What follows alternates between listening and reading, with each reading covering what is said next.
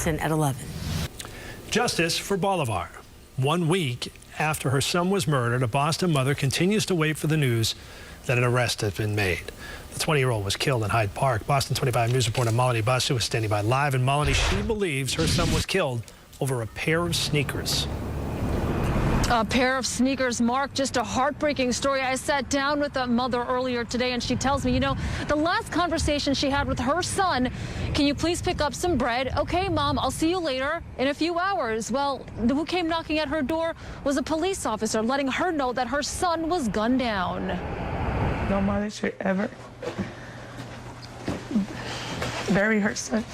At 20 years old, Bolivar Del Jesus Soto Jr. was one of 6 siblings who was working on becoming an accomplished man. Bolivar was supposed to graduate in May from Bunker Hill Community College, and he wanted to become a firefighter. He had a love for sneakers, where he was part of different sneaker clubs. His mom says it's that very passion that led to his death. Not a 20-year-old, not for a pair of sneakers. Not Bolivar. Heartbreak, grief, and a sense of feeling numb is what Maria Guerrero Torres is going through. Her son was shot to death last Monday night around 10 o'clock on Church Street in Hyde Park. The kid tried to give him some fake money. Javier Soto is Bolivar's older brother. He says Bolivar and his friend went to meet a potential buyer for a pair of sneakers. I think the kid had every intention of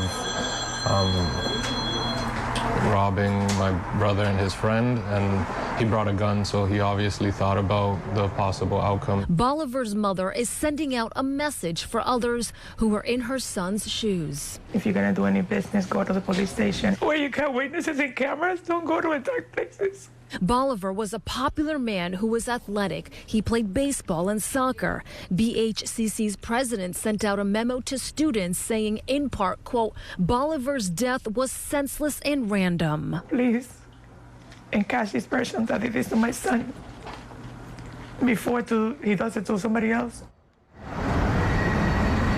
And there you have it. You just heard from Mom. She is begging the public to please come forward, even if it's the slightest bit of information. Remember, you can remain anonymous. In the meantime, family members and friends are getting ready to say goodbye to Bolivar tomorrow, as funeral arrangements had been made.